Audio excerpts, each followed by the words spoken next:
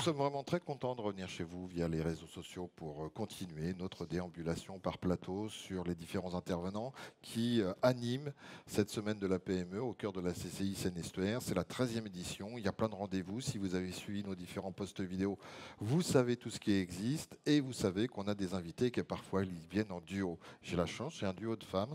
Anne-Sophie Ignace, qui est experte assurance, notamment en santé collective, et Virginie Payette, qui est plutôt placée sur l'épargne salariale au sein du Crédit Agricole Normandie-Seine. Mesdames, bonjour.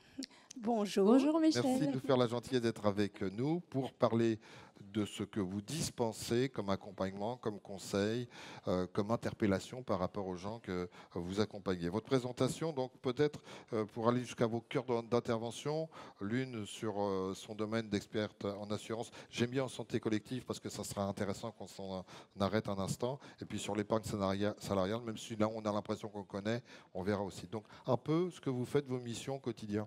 Je suis chargée d'affaires en banque des RH. Donc, on a développé cette spécialité au Crédit Agricole, puisqu'on innove et on essaie d'évoluer avec le temps.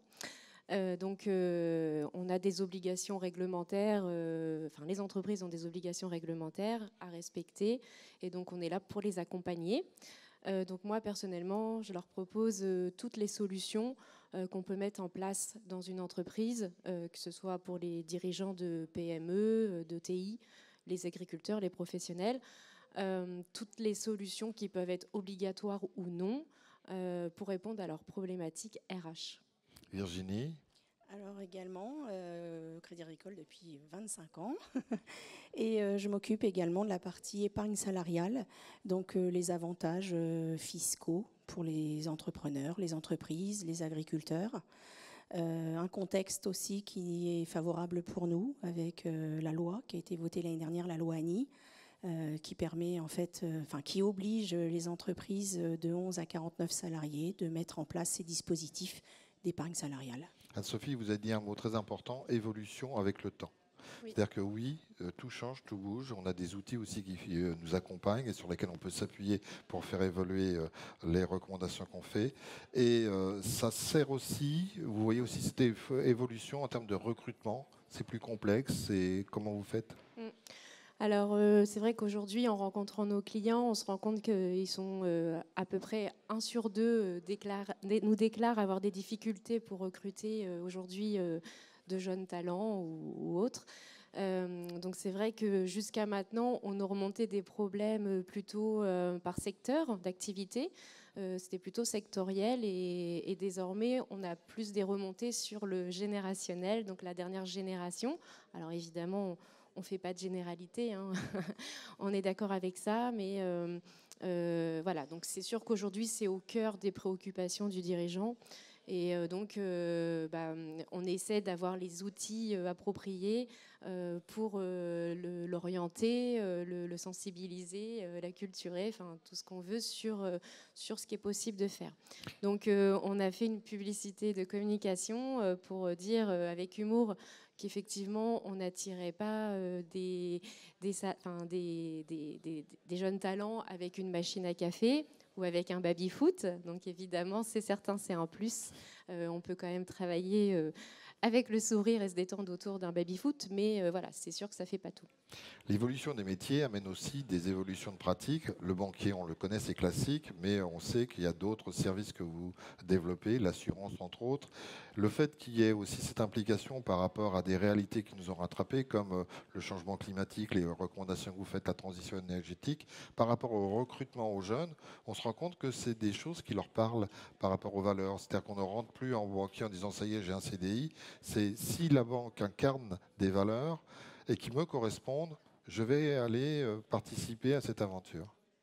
Oui, donc c'est vrai qu'on sait que c'est important, le bien-être et les valeurs de l'entreprise. Donc on essaie aussi d'insister sur la communication, puisqu'aujourd'hui on sait aussi qu'il y a beaucoup d'avantages qui sont mis en place, mais pas forcément en valeur. Et donc nous, on a une nouvelle solution qui s'appelle Work-Life. Et cet avantage-là au Crédit Agricole va permettre de pouvoir mettre en valeur les avantages pour les salariés dans une entreprise.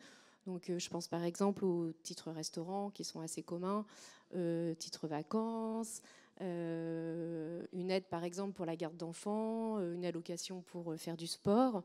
On peut aussi donner une prime essence ou recharge électrique. Et tout ça, ça va contribuer aussi à mettre en valeur l'entreprise et aller déjà sur un critère vert pour l'entreprise. Aussi avec les fonds d'ailleurs que nous avons dans l'épargne salariale, qui sont aussi engagés et vertueux.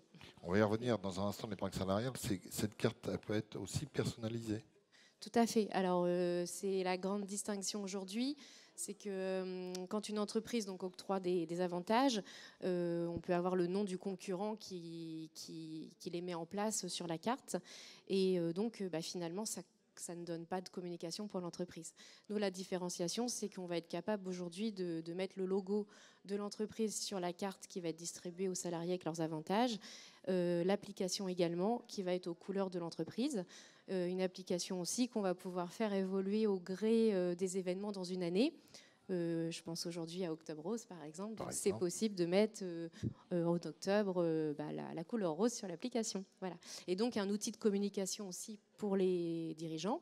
Et donc, via cette application, ils vont pouvoir passer des communications de bonne fête maman à penser à poser, je ne sais pas, vos congés jusqu'à la fin du mois. Enfin, voilà. Donc, un outil de communication et de simplification, puisque du coup, pour le dirigeant qui aura souscrit cette solution chez nous, il n'aura pas plusieurs partenaires.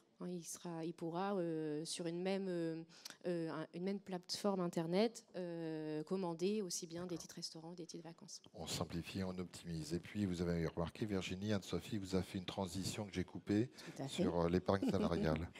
Donc, la solution d'épargne salariale peut s'adresser à différents profils, donc les entreprises, artisans, commerçants, agriculteurs. Cette solution, donc, on s'aperçoit aujourd'hui avec le contexte que pour fidéliser et motiver ses salariés, on a différents flux que l'on peut intégrer dans ce dispositif d'épargne salariale. Donc, d'un côté, on a une enveloppe à 5 ans et une enveloppe retraite. Et à l'intérieur, on peut mettre différents flux qui correspondent aux besoins de notre profil dirigeant en face pour motiver, fidéliser en fait ses salariés au sein de ce dispositif. Je reviens sur l'assurance collective dans les entreprises. Vous l'avez dit, c'est obligatoire depuis maintenant presque 20 ans. C'était en 2016.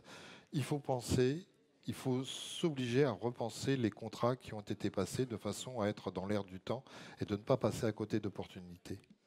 Oui, c'est ça. Donc, en fait, c'est la loi Annie, donc il y a 10 ans, qui a obligé toutes les entreprises, à partir du moment où il y avait au moins un salarié, de mettre en place les assurances collectives.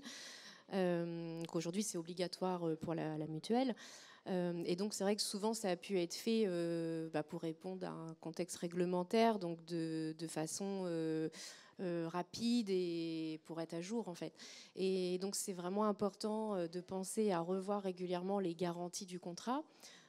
Puisqu'on a des obligations à respecter conventionnelles. Donc, chaque secteur d'activité répond à une convention collective qui va nous donner, par exemple, je dis n'importe quoi, une contrainte de mettre 300 € par exemple sur une paire de lunettes. C'est pas n'importe quoi. Voilà, vous avez raison. Un exemple comme ça. Et donc, évidemment, le dirigeant est maître de mettre 500 € s'il le souhaite. Et donc, nous, en fait, on va vraiment leur expliquer que c'est un beau levier puisque ça va permettre de donner plus de pouvoir d'achat aux salariés avec un produit aussi adapté fiscalement pour l'entreprise. Et puis, un produit qui est amené à évoluer aussi, puisque on peut rentrer dans une entreprise à 20 ans et en ressortir à la retraite. Donc, effectivement, on n'a pas les mêmes besoins. On peut rentrer célibataire et la démographie évolue. Et effectivement, vient l'âge d'avoir des enfants, des familles. Donc, moi, je vais auditer tout ça, vérifier qu'on respecte bien effectivement la convention et proposer soit de cotiser plus que ce que l'impose la loi, donc qui est de 50% sur la cotisation, pour faire un geste significatif envers le salarié, soit de prendre à charge les enfants, par exemple. On sait qu'un salarié qui est sécurisé là-dessus, il va être plus serein aussi, c'est moins anxiogène pour venir travailler, s'il sait qu'il n'y a pas de problème pour soigner son enfant, selon les niveaux des salaires. Et donc, effectivement, quand la démographie évolue, on va pouvoir faire évoluer également les garanties en augmentant, par exemple, leur taux d'ANSI pour les familles qui leur coûtent très cher, ou justement les lunettes, pour leur donner plus de pouvoir d'achat.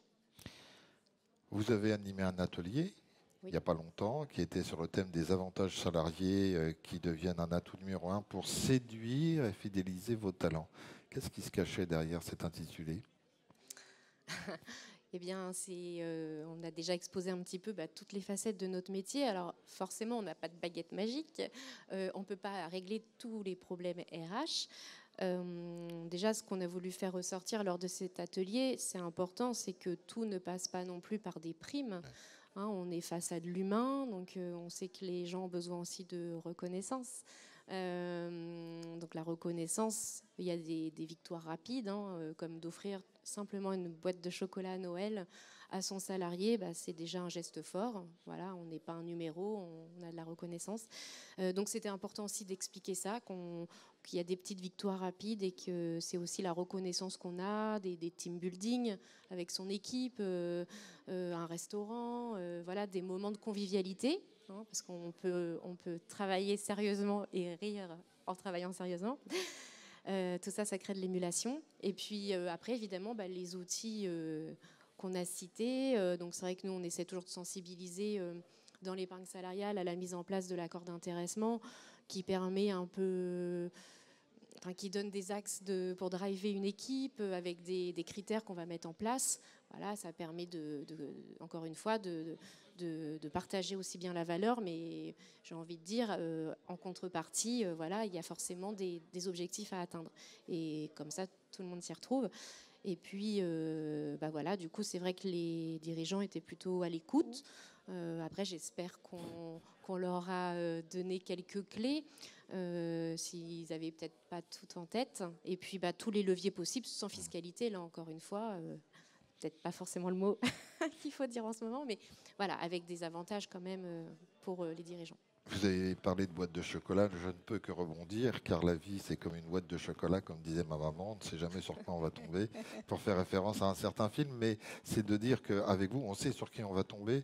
Virginie, au quotidien, vous n'avez pas une journée qui ressemble à une autre, parce qu'en fait, vous travaillez selon les profils, les secteurs, et au final...